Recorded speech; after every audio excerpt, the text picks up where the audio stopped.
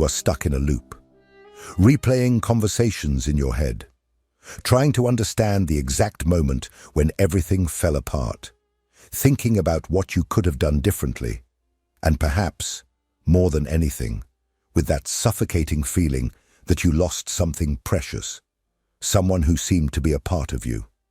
And now only memories, longing, and a silence that weighs like concrete remain. If this describes you, listen carefully. The pain you are feeling does not come from the loss itself. It comes from your mistaken idea of what was lost. Alan Watts said that our culture has a sick obsession with permanence. From a young age, we are taught that a good relationship is one that lasts forever. That if it ended, it's because it failed. That if the person is gone, it's because something went wrong. But what if all of this is completely wrong? What if the pain you are feeling now is a consequence of a deep misunderstanding? What if the end is not a tragedy, but a necessary transition? You did not lose that person. You lost the illusion that they would stay forever. And maybe, just maybe, they were never meant to stay. Some people come into our lives as temporary teachers, intense, transformative, unforgettable, but still temporary. They did not come to stay. They came to teach.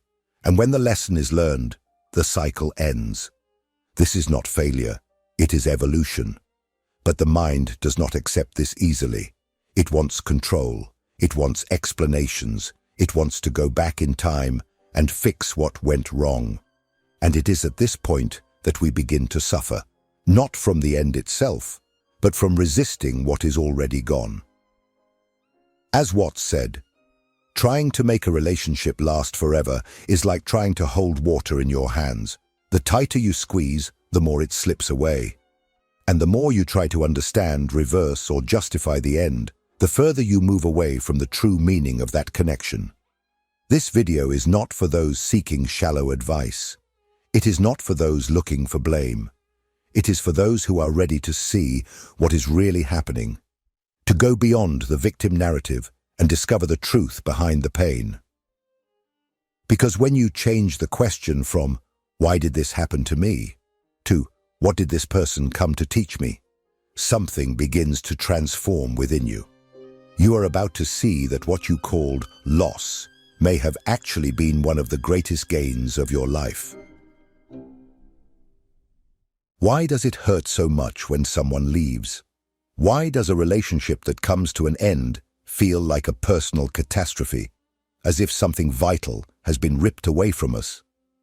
Alan Watts would argue that the root of this suffering lies in the unconscious and deeply ingrained obsession our culture has with permanence.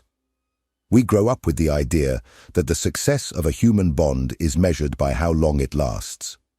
They married and lived happily ever after. Childhood friends are forever.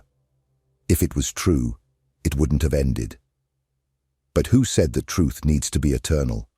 Western culture, shaped by religious traditions, rigid family values, and social expectations, has taught us to fear endings, to avoid breakups, to see any termination as failure, as if the duration of a connection is the only proof of its worth. But Watts invites us to look at life with different eyes. Instead of resisting impermanence, he shows us that it is the only constant. Everything changes, everything flows, everything is transient. Trying to trap life in fixed structures is like trying to freeze the sea and expecting it to remain an ocean. This obsession with permanence is a mental prison. And the cruelest part is that it disguises itself as romanticism. We make impossible promises. Forever, I will never leave you. You are everything to me. But we don't realize the weight these words carry, because every time a natural cycle ends, we think there has been a failure.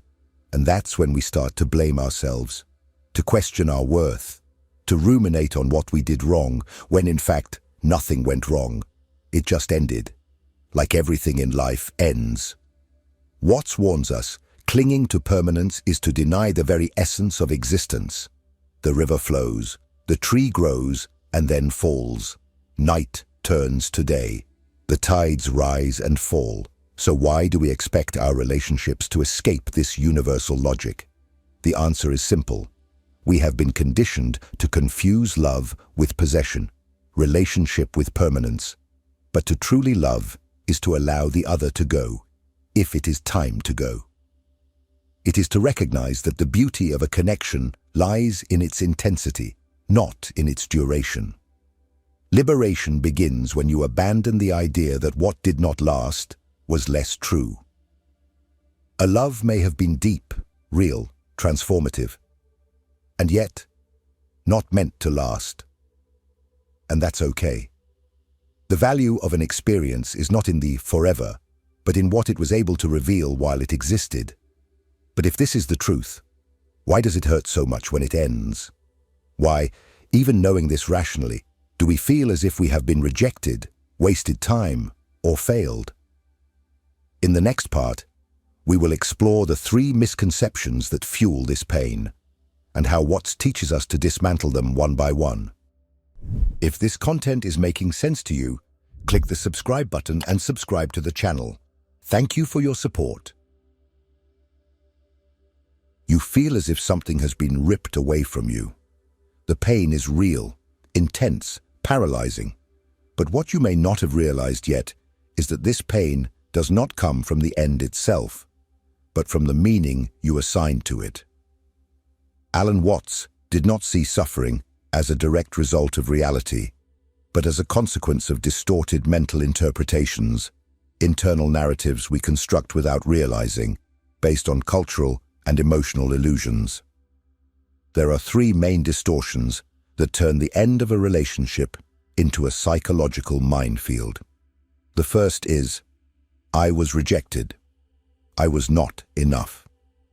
This is perhaps the cruelest. When someone leaves, you do not just feel the absence of the person, you feel as if you have been invalidated as a human being. You interpret the end as proof that there is something wrong with you, that you were not good enough, that you did not know how to love, did not know how to keep, did not know how to deserve. But Watts confronts us. This thought is not real. It is just a wounded ego. Not every separation is a judgment. Often, it is just a misalignment. You may have done everything right, and yet, the paths did not align. And that says nothing about your worth. To say you were rejected is to assume that the other was a judge and you were being evaluated. But relationships are not courts. They are dances. Sometimes the rhythm changes and no one is to blame. The second distortion is, all the time I invested was wasted. This narrative turns years of life, affection, and experiences into something disposable simply because it did not continue. It is like looking at a sunset and saying it was not worth it because it lasted only a few minutes. Watts proposes another view. Duration does not define value. A relationship may have lasted 2 years and taught you more about yourself than 20 years of stagnant marriage. Time was not lost, it was lived. And if you came out transformed, more aware, more mature, then the investment was worth it. Thinking that only what lasts forever is worthwhile applies a contract logic to what should be experience. The third distortion is, I should have done something differently to avoid the end. This is the cycle of guilt.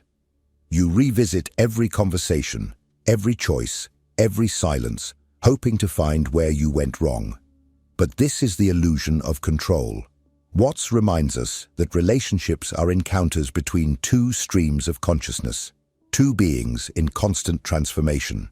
You do not control the growth of the other, nor your own. When the trajectories diverge, there is no unilateral effort that can prevent the inevitable.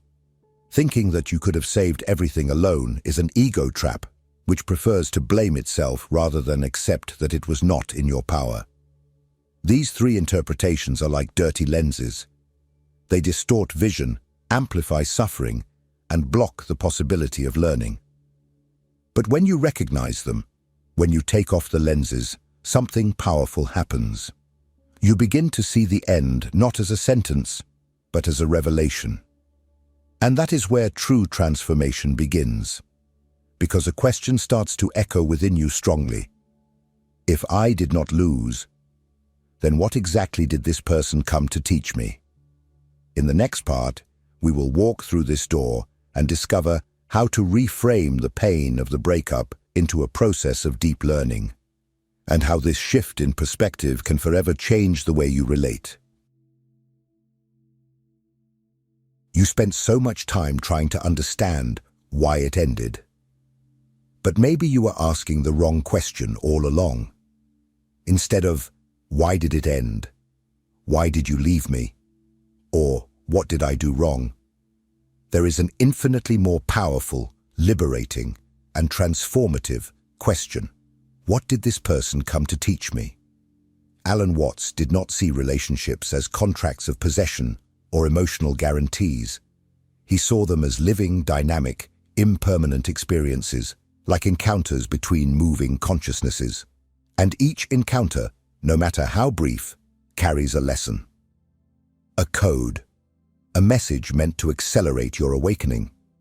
When you shift the focus of the narrative from the role of the victim who lost something to that of the learner who received something, everything changes.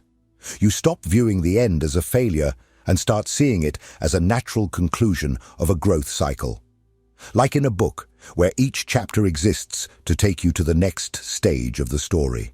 Some characters remain, others appear only to show you something essential, and then exit the scene.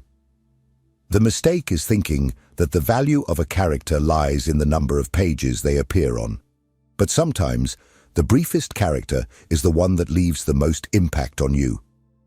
Watts would say that suffering only persists when you interpret the ending as a loss. But when you interpret it as a lesson, it dissolves into understanding. The pain may linger for a while, but it changes color. It matures. It stops being a dagger and transforms into a compass. And here is the most important point. This lesson that the person came to bring you could not have come any other way. That's why the connection existed. That's why it needed to end. The rational mind screams, "This doesn't make sense." But the deeper wisdom whispers, "It happened exactly as it needed to happen." Did you learn to love? Did you learn to stand your ground? Did you learn to say no? Did you learn to recognize patterns you were unconsciously repeating? Did you learn to see yourself more clearly? None of this would have been possible without that experience. And that is what transforms the end into a beginning, the beginning of a new consciousness. But what if the lesson is more specific, more practical? What if there are concrete principles you can apply now to dissolve the pain and extract the wisdom from this ending? That is exactly what Alan Watts proposes, a new way of looking at relationships, not as possessions to be maintained, but as disguised teachers. In the next part, we will dive into these principles and discover how to apply them to finally transform your wound into strength and your longing into wisdom. Are you ready to stop suffering? Are you ready to exit the emotional maze and turn this breakup into a turning point? Then it's time to put into practice the principles that Alan Watts offers us to transcend attachment, guilt, and the narrative of loss. These are not shallow pieces of advice. They are philosophical and psychological keys that, when truly understood, unlock a new way of existing and relating. The first principle is abandon the illusion of permanence. Watts was relentless with this idea. Suffering begins when we believe that things should last forever. But nothing in nature is permanent. Everything moves, everything transforms. Relationships are no exception. Expecting them to last forever is to ignore reality. And that is the most direct path to frustration. Do the exercise that Watts proposes. Complete the sentence. I expected this person to remain permanently because I believed that. Now question that belief. Did it come from you? Or was it imposed by society, culture, or romantic movies that confuse love with a contract? Letting go of that belief is the first step towards emotional freedom. The second principle is identify the specific lesson. It's no use saying, "I learned about love." That's generic, superficial. The depth is in the detail. Ask yourself, what did this person teach me that I didn't know before? And dig deep. Perhaps they revealed that you tolerate disrespect out of fear of being alone, or that you sacrifice your values for approval, or that you are capable of a vulnerability you never imagined existed. When you name the lesson, you transform pain into knowledge, and knowledge is power. Without it, the experience risks repeating itself, because the universe tends to resend the lesson until it is learned. Third principle, recognize that perhaps you were the lesson. This is hard to accept, but essential. Sometimes, you entered someone else's life to teach them something. You were the mirror, the challenge, the trigger they needed to grow, even if it cost you something. Don't see this as defeat. See it as a mission. You planted a seed, and even if you never see the fruit, the impact existed. Watts reminds us, the value of a connection is not only in what it gives us, but also in what we offer through it. Fourth principle, practice non-attachment. Non-attachment is not indifference. It is love without dependency. It is saying, I loved deeply, I cared completely, and now I let go entirely. This is spiritual maturity. It is stopping the attempt to relive a past that has already fulfilled its purpose. It is allowing life to flow without trying to imprison something that is already gone. Fifth principle, change the language of loss. Words shape thoughts, and thoughts shape emotions. Saying, I lost someone, assumes that something was unjustly taken from you, but saying, this relationship has concluded, acknowledges the natural cycle of things. This change may seem subtle, but it restructures your way of emotionally processing what happened. It was not a loss, it was a conclusion. And there is dignity in that. These principles are not beautiful ideas to be admired from a distance. They are tools, instruments of liberation. And the more you integrate them, the more you become someone who loves with presence, but not with imprisonment. But there is something even deeper. What if, in addition to identifying the lesson, you could consciously honor this experience? What if it were possible to rewrite the final narrative with gratitude and not with resentment? In the next part, we will explore how to transform this closure into a true ritual of wisdom, and how this attitude can mark the beginning of a new phase in your life, much more aligned with who you have become. If what you're hearing resonates with you, you'll find real value in my ebooks. Beyond the Shadow breaks down Jung's core ideas, while Dialogues with the Unconscious gives you a 30-day path to apply them in your life. Both are linked in the pinned comment. If you have made it this far, you have already understood something that most people go their entire lives without realizing. The end of a relationship is not the end of you. It is not your ruin, nor your emotional condemnation. It is, in fact, the beginning of a new stage, one that requires awareness, maturity, and above all, gratitude. Yes, gratitude, because even the relationship that ended in pain brought you something you would not have learned otherwise. Alan Watts valued the power of radical acceptance, and he understood that human beings need psychological rituals to internalize transformations. A cycle does not close just because a conversation ended or a ring was returned. It closes when you consciously choose to end the narrative within yourself, and this only happens when you are able to look back and say sincerely, thank you. Does it seem impossible to be grateful for something that hurt you? Yes, at first glance. But here's the point. Gratitude does not mean denying the pain. It does not mean romanticizing what happened. It means recognizing that even in chaos, there was meaning. That even in confusion, there was learning. Retroactive gratitude, as Watts taught, is the ability to honor the past without wanting to live it again. Try this exercise. Write a letter that you will never send.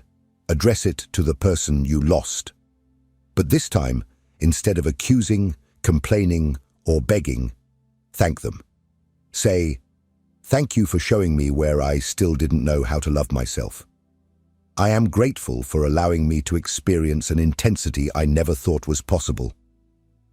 You gave me the gift of revealing the part of me that still needed to grow."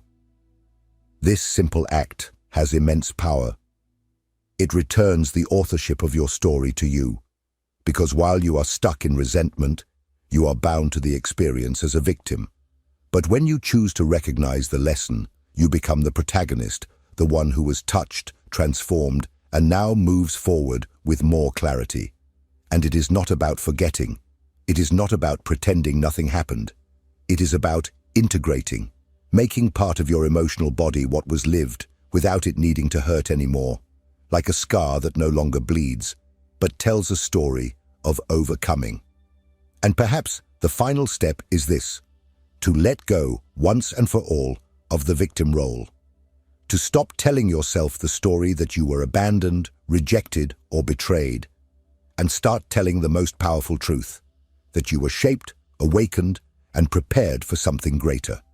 But what exactly does it mean to let go of the victim narrative? How can we identify when we are still trapped in it? And how to take the final step towards total emotional freedom? This is what we will explore in the next and final part. Because the closure of a cycle is only real when you not only understand, but transcend the story that held you captive. The time has come to face the hardest and most liberating truth of all. You are not a victim of your story. No matter how much you have been hurt, how much you have been left, betrayed, silenced, or ignored, you still have a choice. The choice to keep repeating that pain as a justification to stay trapped, or to use it as fuel to build a new version of yourself. Alan Watts said that suffering only persists when you insist on interpreting life as if everything is happening to you, and not for you. The victim believes that everything is unfair, that the universe has wronged them, that the other person is to blame for their pain, their emptiness, their insecurity. But this view, although understandable, is paralyzing. It puts you in a cycle where you hand over your emotional power to someone who is already gone. The way out: abandon the victim narrative and take on the creator's stance. This does not mean that what happened was right, nor that you deserved it. It means that now you decide what to do with it. You choose which version of the story you will continue telling yourself. Will you say, "I was left because I am not enough," or "This experience showed me exactly what I still needed to heal in myself"? Watts believed that true freedom begins when you stop fighting against what has already happened and start transforming it into wisdom. You can keep saying, "I was rejected," or you can say, "I realized that I abandoned myself every time I asked for crumbs of love." You can say, "I was betrayed," or you can say, "I learned to never negotiate my values to be accepted." The same fact, two narratives. One path traps you, the other frees you. And if, for a moment, you still think you can't, that it's too hard, remember this: you have already survived what you feared the most. The person is gone, the relationship is over, and you are still here, feeling, breathing, seeking to understand. This in itself already shows that there is strength in you that you may not even realize. So what comes next? Now, you choose yourself. You gather the pieces, not to try to glue the past, but to build something new with what you have learned. Now, you live with more awareness, more presence, more discernment, because you understood that some people did not come to last. They came to awaken. They came to teach you what only pain can teach. Now it's up to you. Comment below. What was the biggest lesson you learned from someone who is no longer here? Sharing your truth can be the first step to solidifying your transformation and inspiring others to do the same. And if this message touched you, don't stop here. The next video is important. It will show you something you still need to hear. Something that can change more than just the way you relate. It can change the way you live. See you there.